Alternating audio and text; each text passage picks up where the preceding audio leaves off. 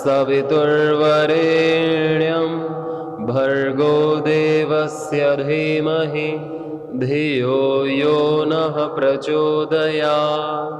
ॐ त्र्यम्बकं यजामहे सुगन्धिं पुष्टिवर्धनम् उर्वारुकमिव बन्धनान् मृत्योर्मुक्षयमामृतात्।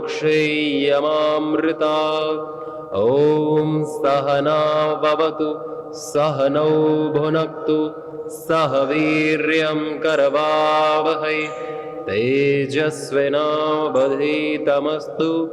मा विद्विषावहै। ॐ असतो मा सद्गमय तमसो मा ज्योतिर्गमय मृत्योर्मामृतं गमय। ॐ शान्ति शान्ति शान्तिः। मैं शुद्ध आत्मा निश्चिंत निर्विचार, इंद्रियां लीन हो जाए मन में, मन लीन हो जाए, बुद्धि लीन हो जाए शुद्ध आत्मा में, और आत्मा लीन हो जाए परम ब्रह्म में। हम एक हों, लीन हो सच्चिदानंद सर्वव्यापक ब्रह्म। हमारी बुद्धि में किसी भी प्रकार का विचलन नहीं रहता। विचलन कब आता है? बुद्धि में। जब बुद्धि में बहुत सारी इच्छाएं कामनाएं रहती हैं तो बुद्धि निर्णय नहीं ले पाती। बुद्धि निर्णय नहीं ले पाती कि क्या सही क्या गलत। इसलिए भगवान ने श्रीमद् भगवद गीता में कहा कि बुद्धि को आत्मा के नियंत्रण में होना चाहिए, ज्ञान के नियंत्रण में होना चाहिए। और बुद्धि बनी ही ज्ञान से है, बुद्धि बनी ही प्रकाश से है, ज्ञान से है, सत्व से है। परंतु जब हमारी बुद्धि अपने ज्ञान से हट जाती है, अर्थात जब बहुत सारे विषयों की कामनाएं प्रधानता से बुद्धि में निवास करती हैं, फिर बहुत सारा विचलन, बुद्धि व्यवस्थित नहीं रहती, व्यवसायत्मिका नहीं रहती और बुद्धि का विचलन बढ़ जाता है। और बुद्धि में जो एक स्वाभाविक विवेक था, ज्ञान था, वो ज्ञान ढक जाता है। किससे? राजसिकता से और तामसिकता से।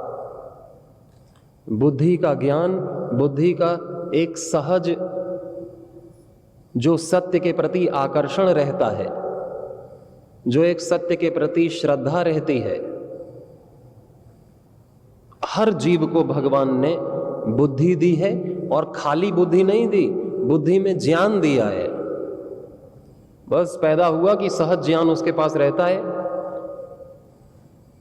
व्यक्ति के पास कैसा ज्ञान रहता है कि मुझे आनंद चाहिए, मुझे सुख चाहिए, मुझे दुख नहीं चाहिए, मुझे अज्ञान नहीं चाहिए, मुझे प्रकाश चाहिए, मुझे मृत्यु नहीं चाहिए, मुझे जीवन चाहिए। मुझे अपवित्रता नहीं चाहिए,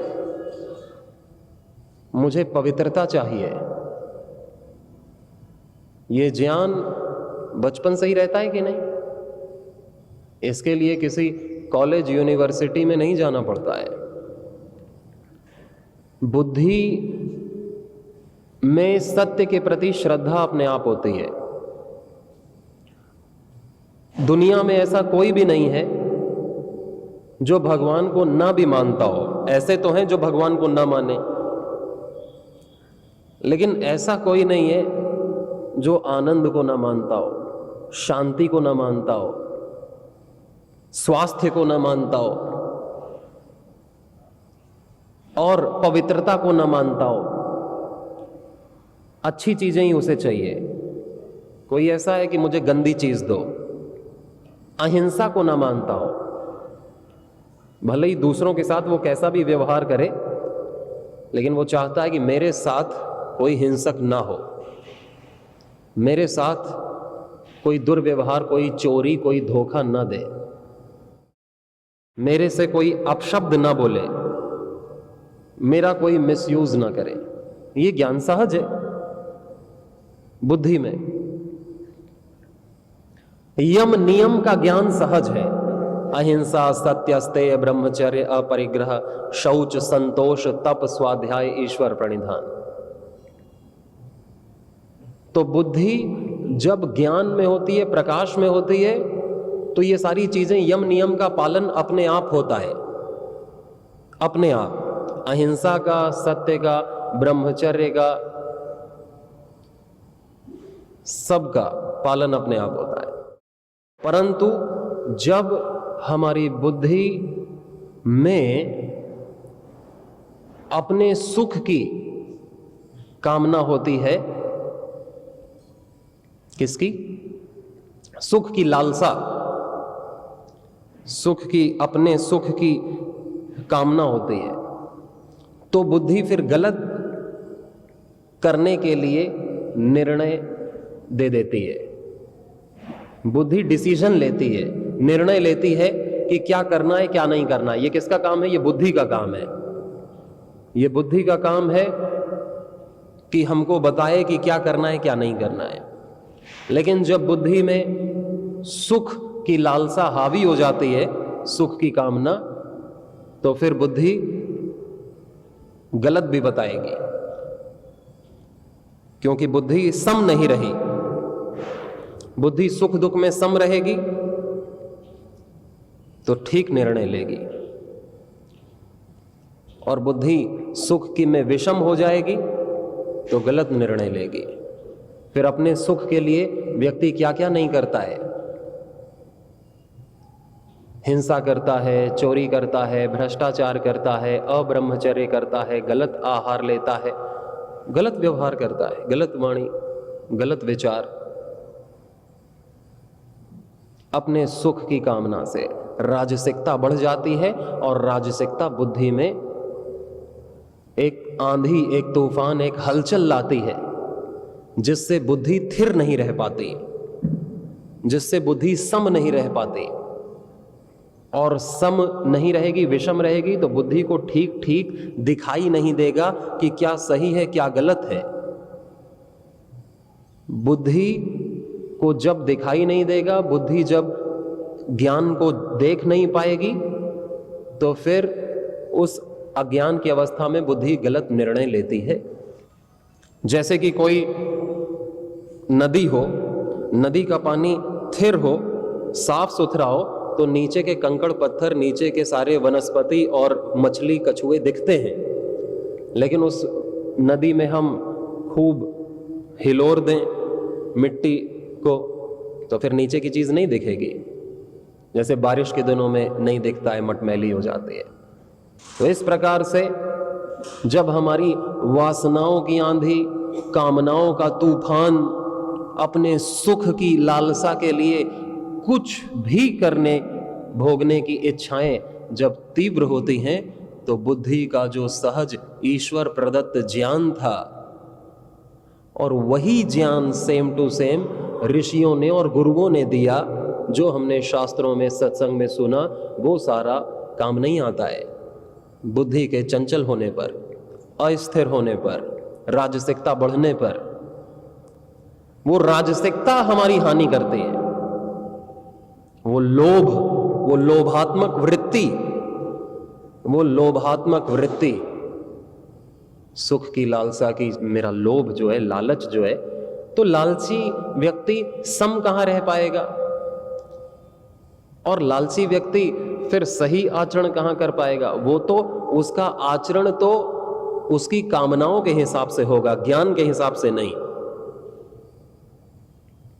प्रकाश के हिसाब से नहीं, ईश्वर के हिसाब से नहीं।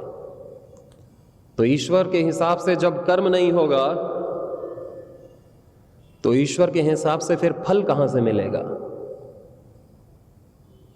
और हम चाहते हैं कि ईश्वर की तरफ से फल मिले, क्योंकि ईश्वर अच्छा फल देता है।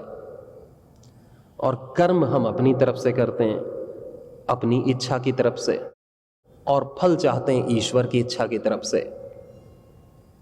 कर्म मिलेगा फल से, तो हम कर्म भी कर लें ईश्वर की इच्छा की तरफ से।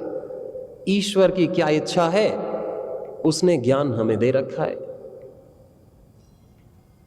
उसने बुद्धि में सबको ज्ञान दे रखा है। ठीक ठीक आचरण करने का ज्ञान, ठीक ठीक कर्तव्य पालन करने का ज्ञान, श्रद्धा पूर्वक, व्यवस्थित, संयम पूर्वक, योग पूर्वक जीने का ज्ञान, प्रकृति के अनुकूल जीने का ज्ञान। और यदि ये हमारे पास नहीं है तो फिर मदद करते हैं शास्त्र, मदद करते हैं गुरु। जिसके पास ये है फिर उसे जरूरत नहीं मदद की। लेकिन गुरु शास्त्र मदद करने के लिए तो है कि चलो हम भूल भी गए अपने सहज ज्ञान को जो भगवान ने दिया था, तो हम दूसरे का, ऋषियों का ज्ञान उधार लेकर के जी सकते हैं, और फिर अपने ज्ञान में हम प्रतिष्ठित हो जाएंगे कुछ दिनों बाद। और दूसरा है तमस।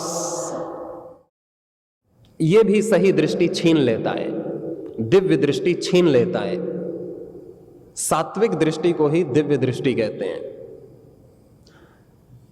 और एक तो लोभात्मक वृत्तियां जो हमारे सुख के लिए हैं, और एक है राग द्वेषात्मक वृत्तियां, वो भी बुद्धि को बुरी तरीके से हिलोरती हैं।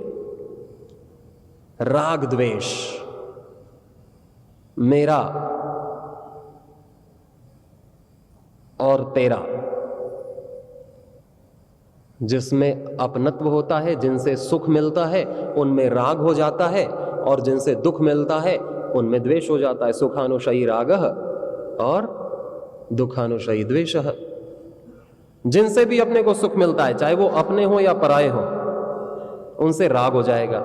और जिनसे भी अपने को दुख मिलता है, भले ही वो अपने हो या पराये हो, उनसे द्वेष हो जाएगा। द्वेष मतलब अप्रीति, घृणा, उनसे दूर रहने की इच्छा, इसे वो घृणा कहते हैं। वो पास ना आए, उससे जीवन में कभी भी मुलाकात ना हो, सपने में भी ना आए, ऐसा द्वेष होता है। और राग जिससे होता है वो कभी दूर ना जाए, वो व्यक्ति, वो वस्तु, वो परिस्थिति, वो कभी दूर ना जाए, वो सपने में भी बनी रहे, हर पल साथ बनी रहे। ये राग की महिमा है कि बुरी वस्तुओं में भी बुराई नहीं दिखाई देती। ये राग की महिमा है कि बुराई में भी बुराई नहीं दिखाई देती, उसमें बहुत अच्छाई दिखाई देती है। और द्वेष की क्या महिमा है कि अच्छाई में भी अच्छाई नहीं दिखाई देती। कितनी भी अच्छाई हो व्यक्ति में, द्वेष हो गया तो वो हमारे लिए राक्षस से कम नहीं, दैत्य से कम नहीं, उसमें फिर द्वेष हो जाता है।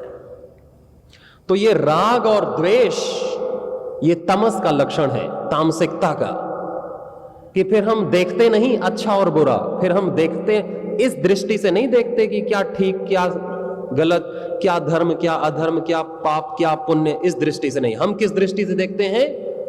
किससे सुख मिलेगा और किससे दुख मिलेगा। राग और द्वेष में हम फिर तोलते हैं व्यक्ति को, वस्तु को, परिस्थिति को।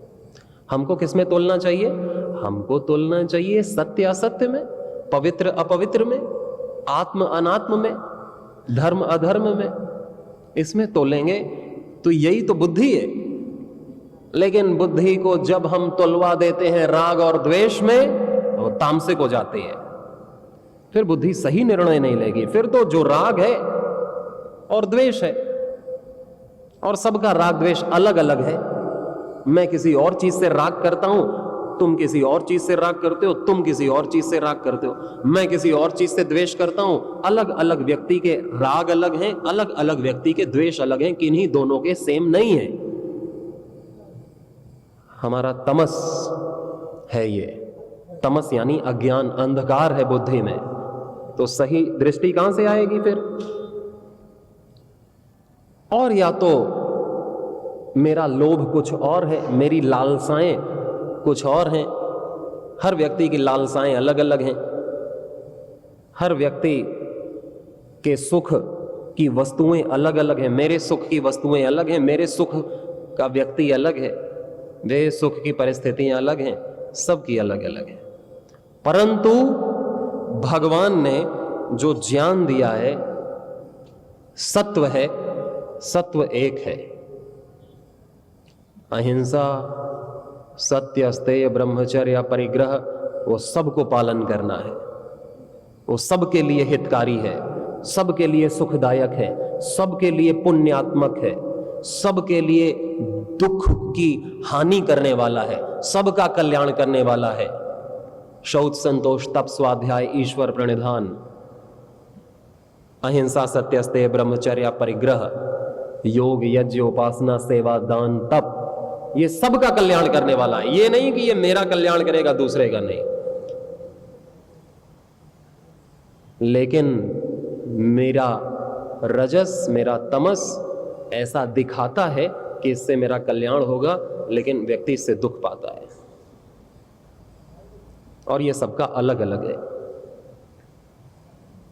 अतः हम चाहते हैं कि भगवान के अनुसार हमको दिव्य फल देने वाला भगवान हो, तो हम भगवान के अनुसार कर्म करें। भगवान के अनुसार कर्म क्या है?